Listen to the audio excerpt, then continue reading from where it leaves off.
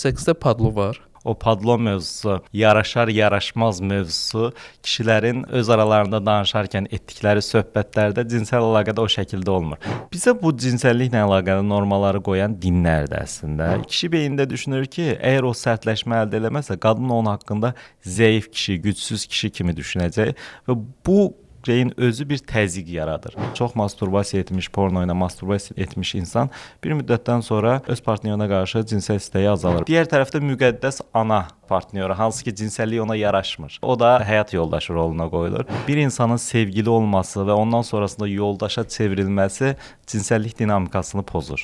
Ümumiyyətlə belə deyilir ki, ən böyük cinsel orqan beyindir. Evlilikdə cinsəllik yaşanarkən ondan sonrası daha çox düşünülür. Sabah işə gedəcəyik. Ailədə şiddət görən qadınlar seçdikləri partnyordan da şiddət görməyə meylli olurlar. Öz-özünü doğrulayan kəhanət deyirik biz ona. Qorxduğu şey baş verir, həmin partnyor onun bu davranışlarından yorularaq ayrılır. Kişilər hər zaman cinsəllikdə üstünlük, dominantlıq sağlamaq kimi bir şey yox, bəzən də aşağılanmaq, belə qul roluna qoyulmaq, təhqir edilmək, söyüş-söyülmək, bunun kimi istəkləri və fantaziyaları da ola bilər. Laqeyd bir ata modeli olan bir qız uşağı gələcəkdə sevgi axtarışını daha çox hiss eləyir.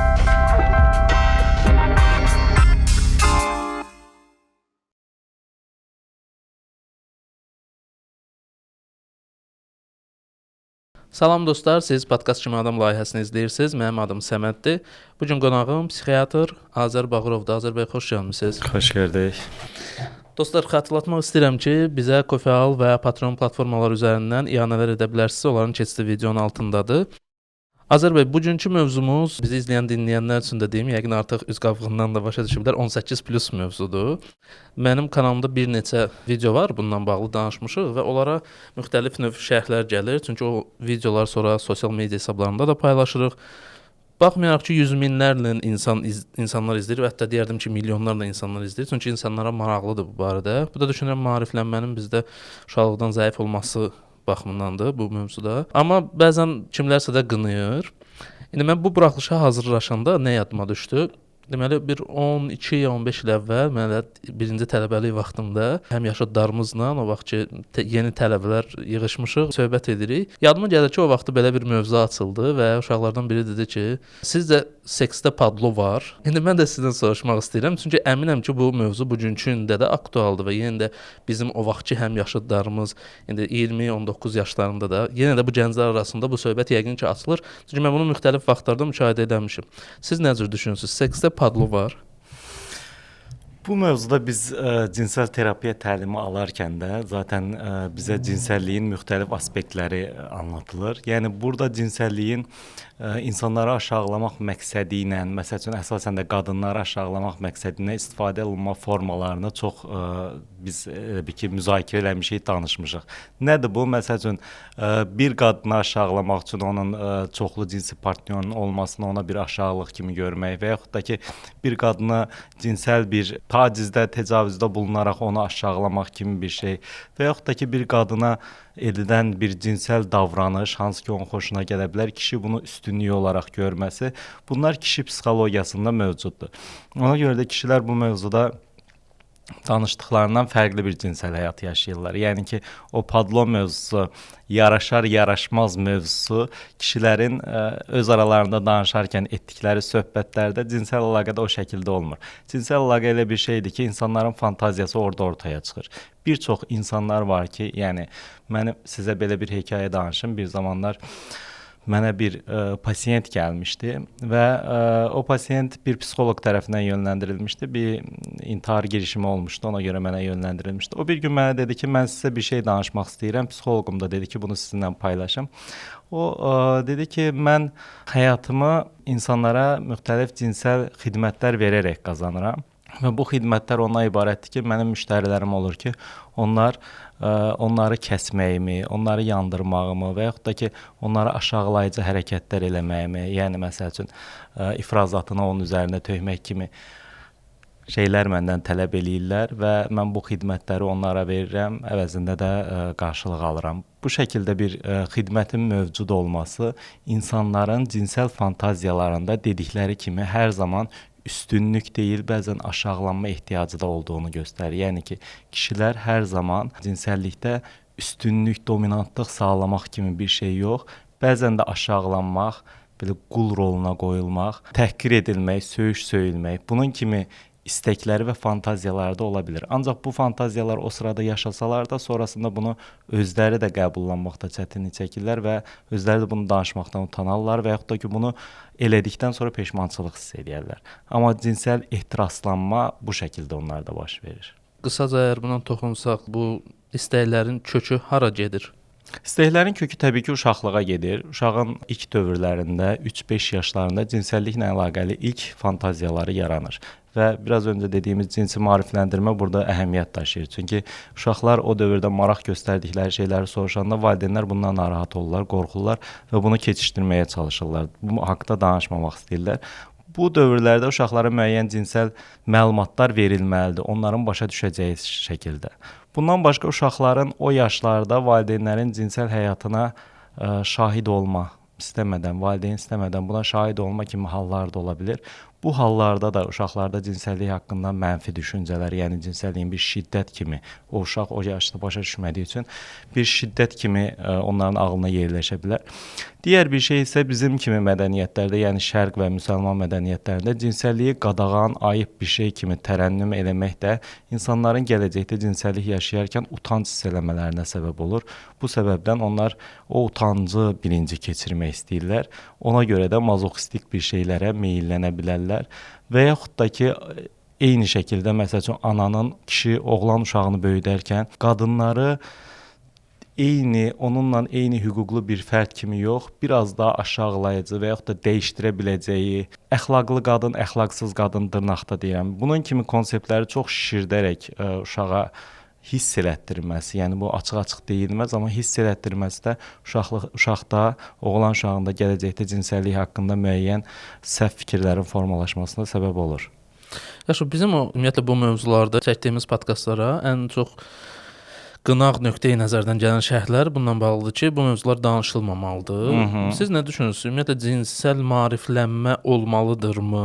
Yoxsa elə o şərhi yazanlar düz deyirlər, bu barədə danışılmamalıdır? Cinsəl maariflənmə mütləq olmalıdır. Yəni elə baxışlardan da onu başa düşə bilərsiniz ki, bu mövzuda maraq çoxdur. Əgər bir mövzuda maraq çoxdursa, bilinmək istəyən şey çoxdur və səhv bilinən şeylər çoxdur. Əgər bu mövzuda maariflənmə getməsə, uşaqlar zaten insanlar fərqli və səhv yollardan öyrənəcəklər. Bunlardan birisi elə internet çağında yaşadığımız üçün porno saytlarından bu cinsəlliyi öyrənmə. Burada çox fərqli ssenarilər olduğu üçün, porno ssenariləri olduğu üçün səhv öyrənmə orada çox baş verə bilər. Özəlliklə bu porno izləmənin çox mənfi təsirləri var. Oradakı müddətlər kişiləri narahat edir ki, o müddətlər real müddətlər deyil, müxtəlif dərmanlar, gecikdirici dərmanlar istifadə edilərək o müddətlər əldə edilir. Uzun müddətli sərtlik sağlama kimi bir şeylər və yaxud da ki, heç bir sevişmə olmadan birbaşa əlaqəyə keçmə kimi səhv görüntülər insanlarda, özəlliklə də kişilərdə qadınların ehtiyaclarını anlamaqlarına mane olur. Qadın və kişinin ehtiraslanması bir-birindən fərqlidir. Kişi görsəllikdən ehtiraslanır, yəni bir qadın, çılpaq qadın görüntüsü onu ehtiraslandırır. Amma qadında elə deyil, qadın bir emosional yaxınlıq hiss eləməlidir, bir güvən duyğusu hiss eləməlidir və özünü o sırada buraxa bilməlidir, relaks ola bilməlidir ki, cinsəllikdən keyif ala bilsin. Ona görə də sadəcə bizdə deyil deyərdim ki, bir çox ölkələrdə qadınların orqazm olma problemləri, cinsəl istəksizlik kimi problemləri çox sıxdır.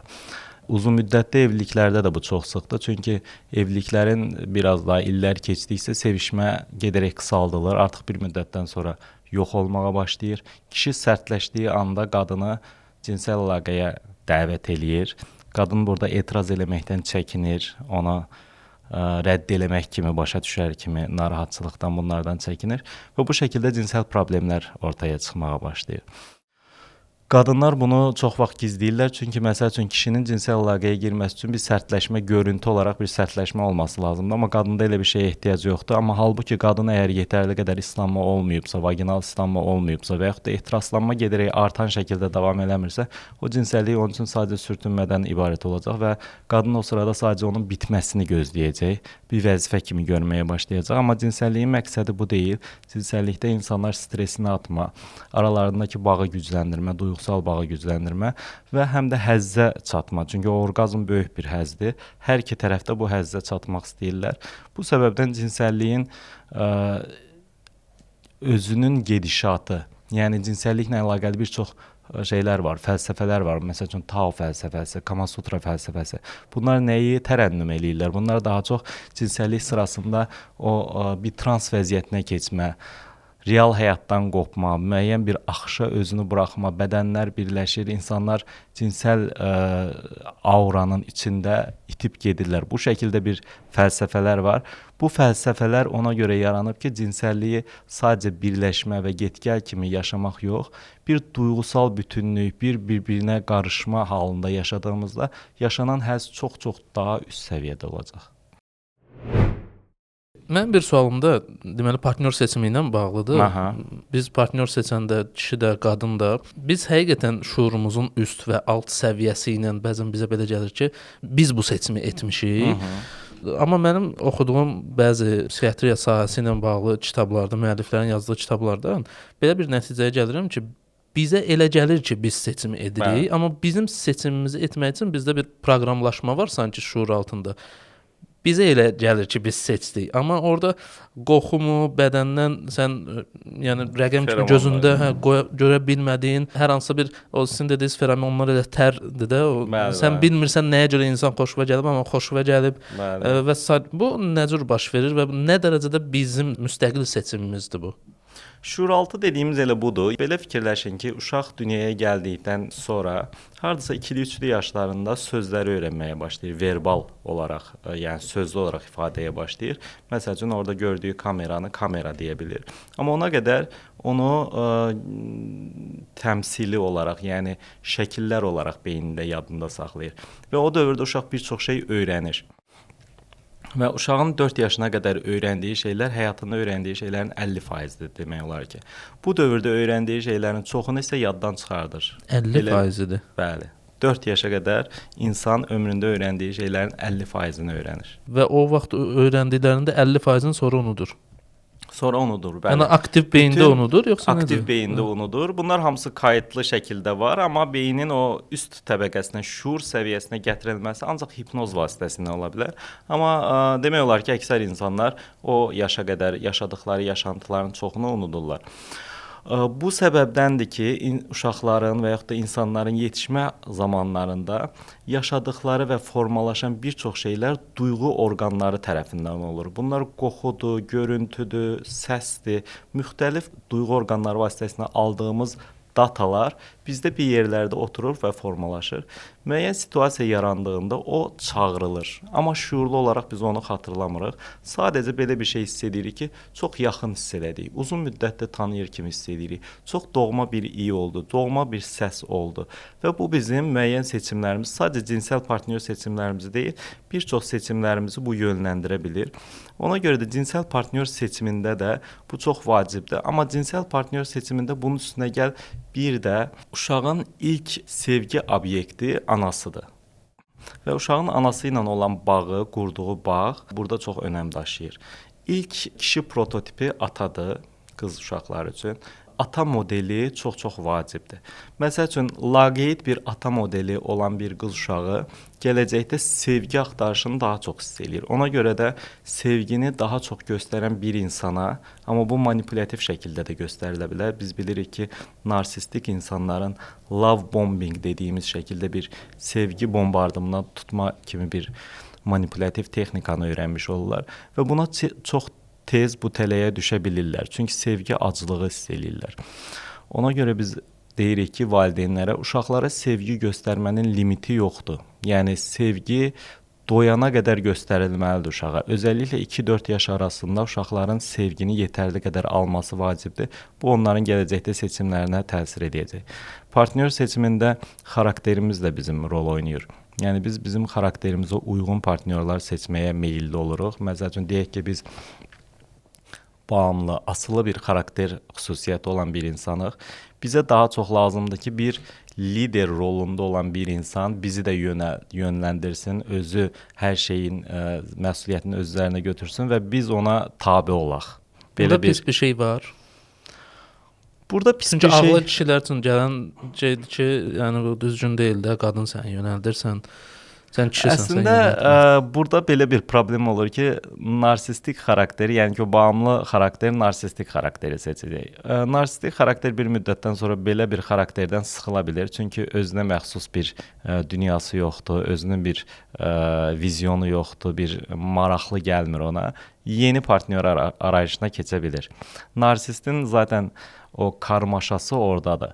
Həm intellektual, yüksək, özünə layiq birini axtarır, həm də özünə tabe olacaq və heyranlıq duyacaq birini axtarır. Bu ikisini bir araya birləşdirmək çətin olur. Yəni Mümkün olur. Yəni 100-dən biri heç olmasa mümkündür belə bir şey. nadirən mümkün olur. Özünə tabe olduqdan sonra da onun gözündən düşür və ona marağı itir. Ona görə də narsist belə bir münasibətlərdə tez sıxılma, münasibətlərdən çıxma, evli xarici münasibətlərə girmə, belə şeyləri çox yaşayır.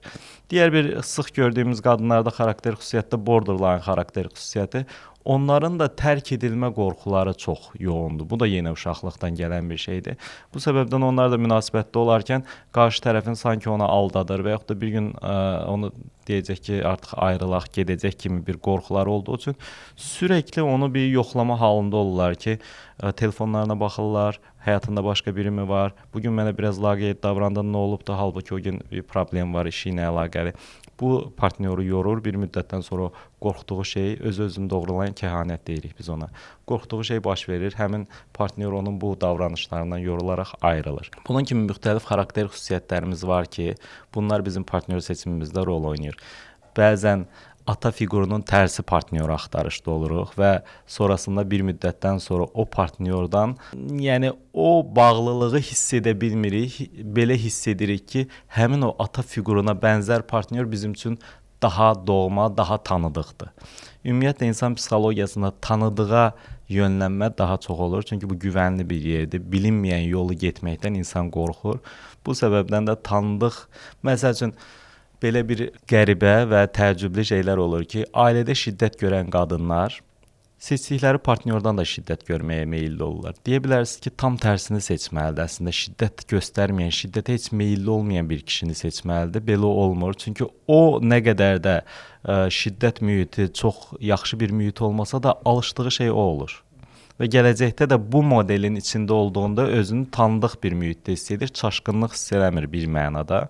Bu səbəbdən də seçimlərimizdə çox vaxt istədiyimiz yöndə yox, istəmədiyimiz, şüuraltımızın bizi apardığı yöndə seçimlər eləmiş oluruq.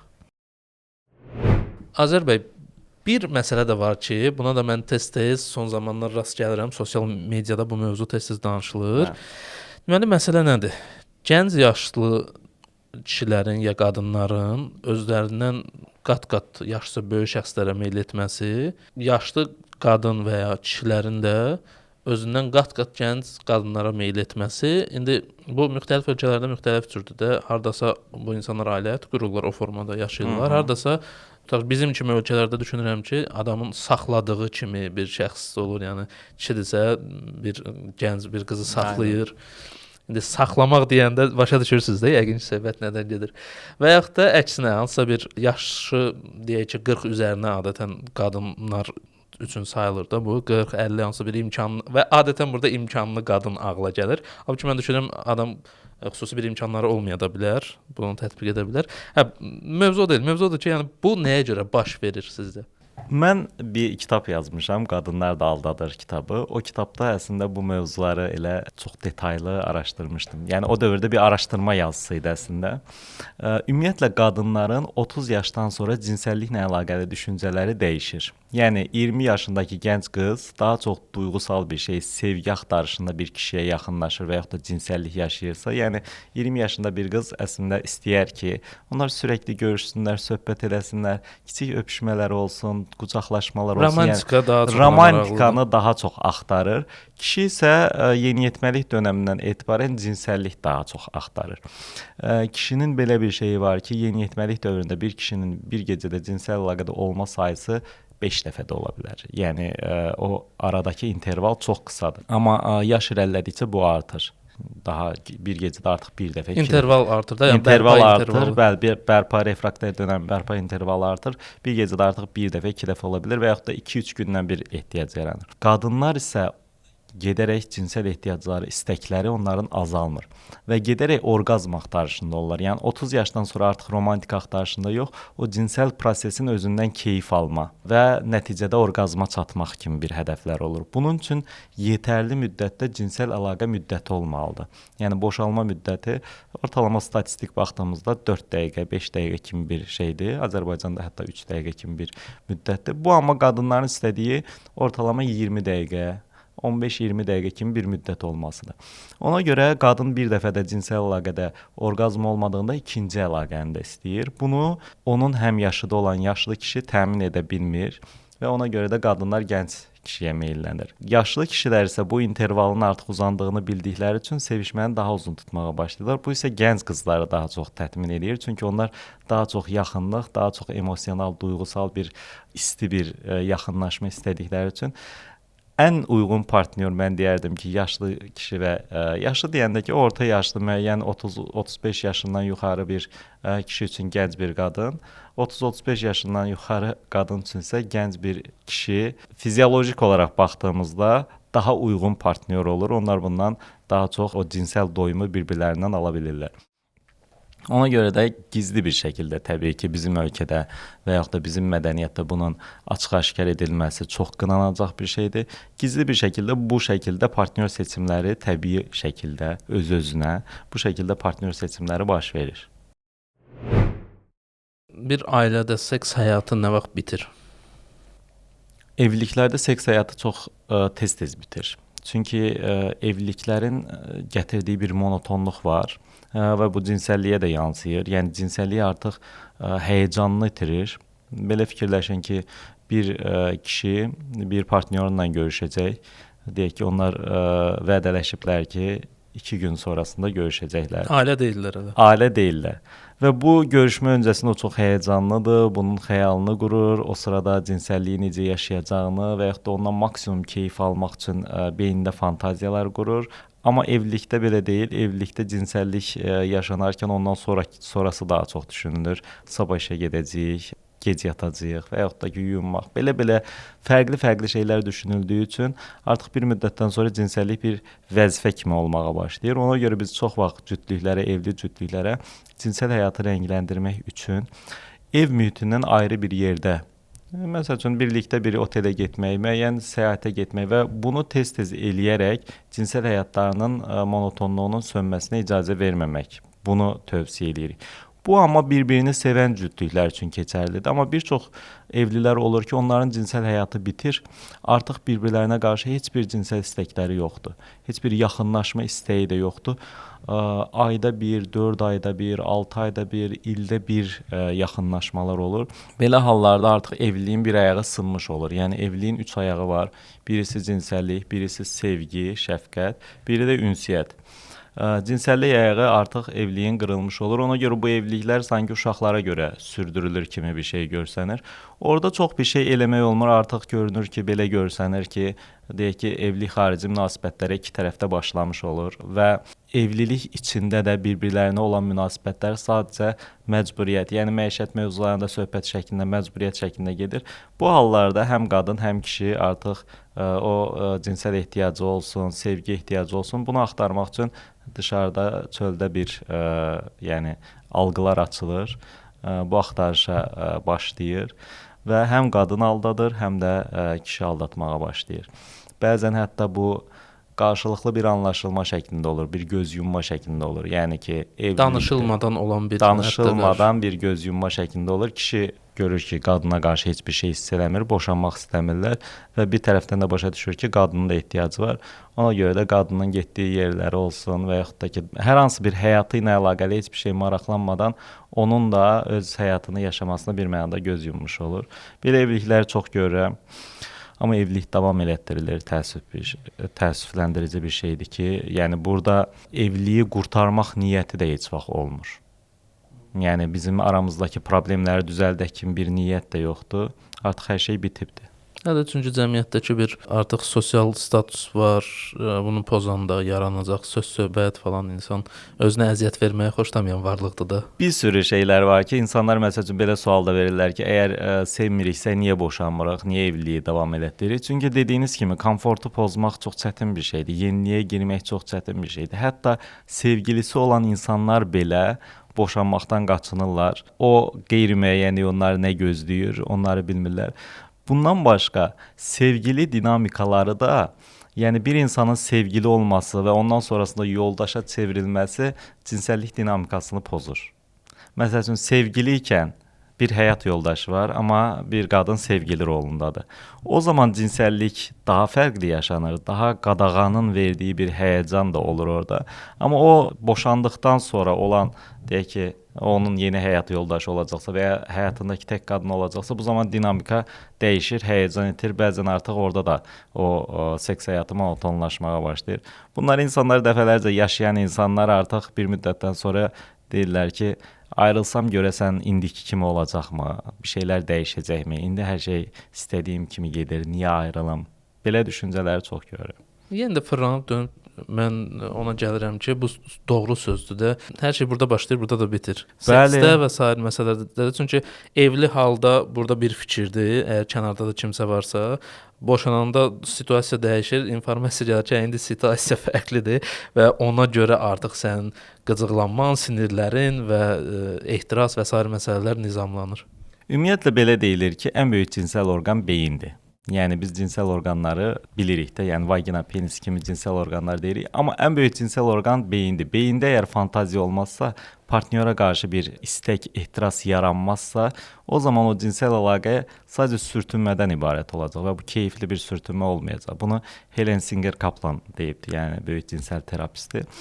Ondan başqa da bəzi insanların, biz buna histerionik şəxsiyyət tipi deyirik, onların qadınlar mövzusunda cinsəl əlaqə üçün seçdikləri qadın bir şeydir, evlilik üçün seçdikləri bir şey, qadın başqa bir şeydir. Uşaqlarımın anası biridir. O həm də uşaqlarımın anasından biraz daha ötə bir şeydir. Yəni məsəl üçün cinsəlliklə əlaqəli o qədər günahkarlıq hiss eləyirlər ki, bəzi şeyləri yoldaşı ilə elə, bəzi cinsi fantaziyalarını yoldaşı ilə eləməkdən utanma, günah duyğusu hiss edirlər. Ona görə onun üçün ayrıca bir qadın lazımdır ki, bu fantaziyalarını gerçəkləşdirəcəyi bir qadın lazım olur. Yəni dırnaq arasında padla olmayan bir adam da. Əvvəlki ilk sualımıza gəlirik. Bəli, biz buna fahişə Madonna sindromu deyirik. Yəni ki, bir tərəfdə bir fahişə, hansı ki, onunla bütün dırnaqda deyirəm fahişə. Yəni bütün cinsi fantaziyalarını rahatlıqla gerçəkləşdirəcəyi bir qadın partnyor. Digər tərəfdə müqəddəs ana partnyoru, hansı ki, cinsəllik ona yaraşmır. Yəni o da həyat yoldaşı roluna qoyulur və kişi istəsə də istəməsə də o müqəddəs rola qoyduğu partnyoru ana ilə şuur altında bunlar baş verir. Özdeşləşdirdiyi üçün ona qarşı bir cinsel istək hiss edə bilmir. Əslində özü də istəyir ki, evliliyi yolunda getsin, yoldaşı, həyat yoldaşını da tətmin eləsin. Bunları istəyir. Amma bunu bacara bilmir çünki şuur altısı buna icazə vermir.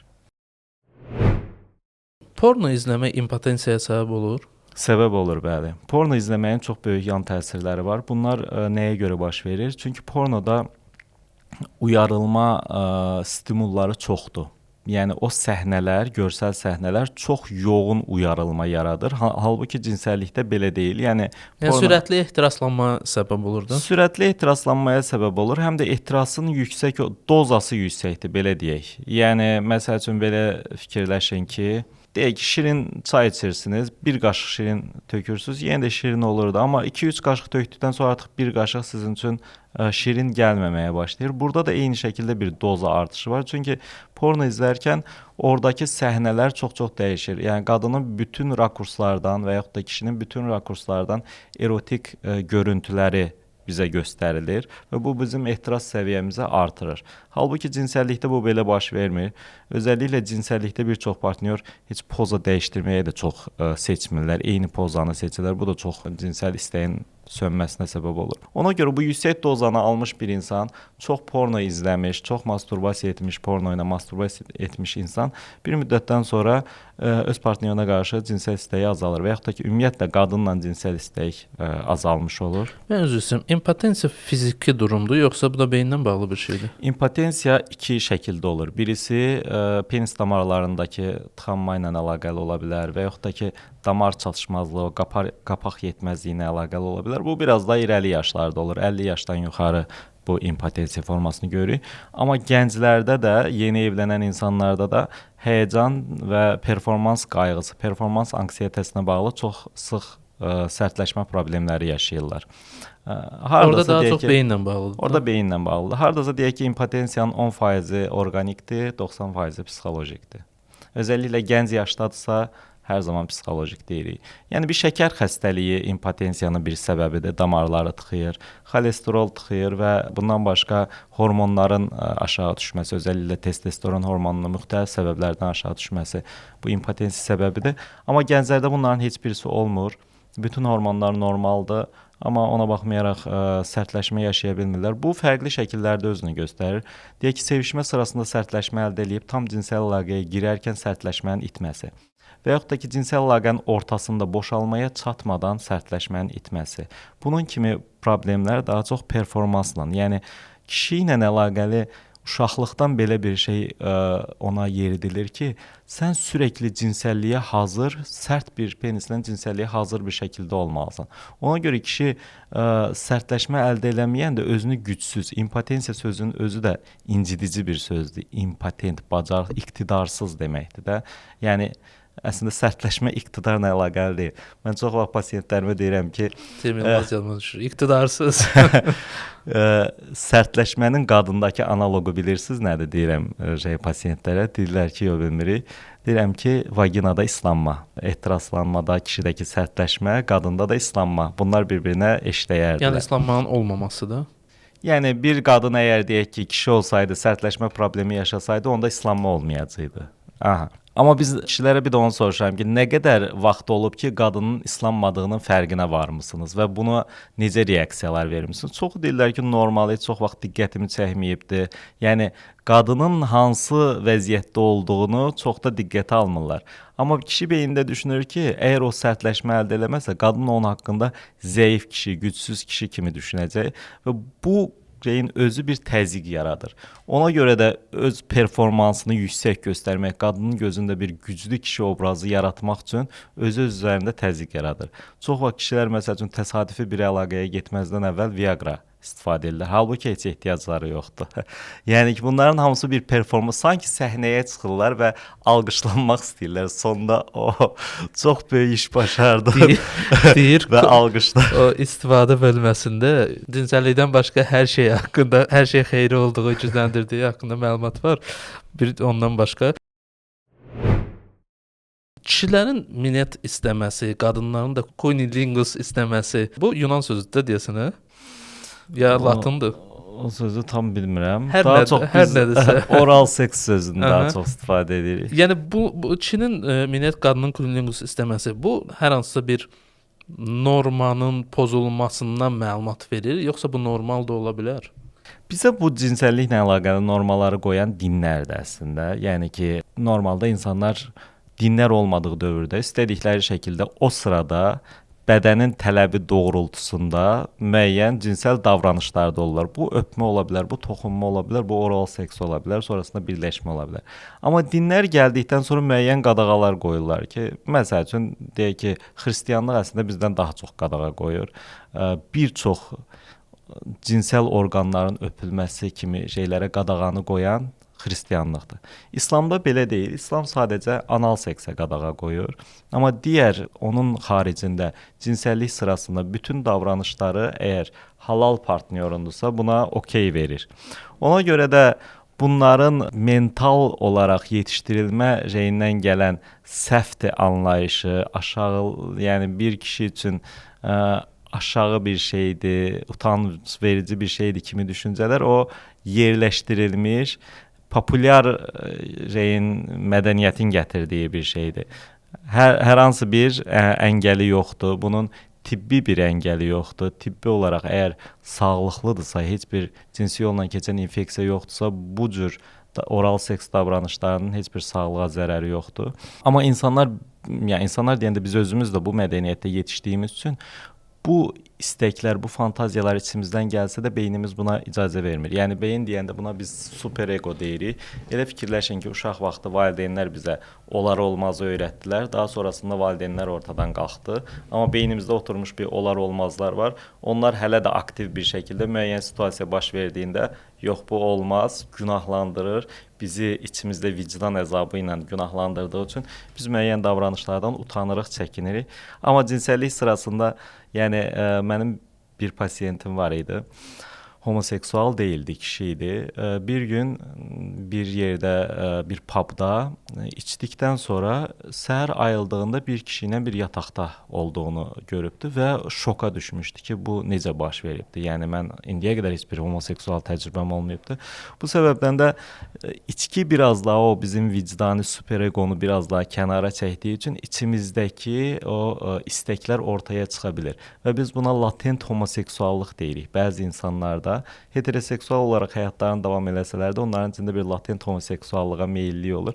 Bunun kimi o qədər gizli, şuuraltı fantaziyalar var ki, bunlar cinsəllik sırasında ortaya çıxır və insanları suçluq duyğusuna salır. Yəni günahkarlıq hissinə salır, cinsəllik yaşanır, ondan sonrasında peşmançılıq hiss elənilir, partnyordan uzaqlaşma baş verir. Bunlar hamısı biraz daha yetərsiz bilgilənmə, səhv maariflənmə. Ona görə uşağın maariflənməsi cinsəllik haqqında hər detayı vermək mənasına gəlmir. Cinsəlliyin səhv, danışılmayacaq, günah verici bir şey olaraq öyrədilməsin uşağa, bu yetərlidir. Uşaq çünki gələcəkdə öz cinsəlliyi zaten kəşf edəcək yeni yetməliylə bir yerdə. Bir də kəşf edərkən dostdan, tanışdan, öz yaşıdlarından öyrənməsin, pornodan öyrənməsin, səhv öyrənməsin, bu yetərlidir. Bunların hamısı bizim müdaxilələrimiz cinsəl həyatımızı, gələcəkdə uşağın cinsəl həyatını daha da mənfiyə götürür, nəinki müsbətə. Məhəllə uşaqlarından seks haqqında nəsə öyrənmək.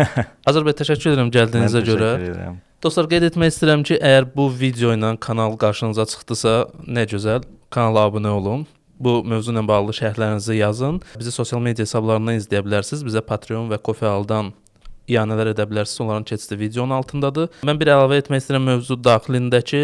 Çalışın, əgər cinsəl partnyorunuz tanımadığınız, belə deyim də, həyat yoldaşınız deyilsə, qoruyuculardan istifadə eləyin. Baxmayaraq ki, onlar da 100% zəmanət vermir, sizi qorumur. Lubrikantlardan istifadə eləyin. Ümumiyyətlə bu mövzuları öyrənin. Bu qadağan deyil, dünyanın axırı deyil. Mən Azər bəyin profilində videonun altında qeyd edəcəm, keçid edib onu da izləyə bilərsiniz. O maarifləndirici bir xeyli məzmun paylaşır. Sonda həmişə çalışın sağlam və xoşbəxt olasınız. Bu çox vacibdir. Hələlik.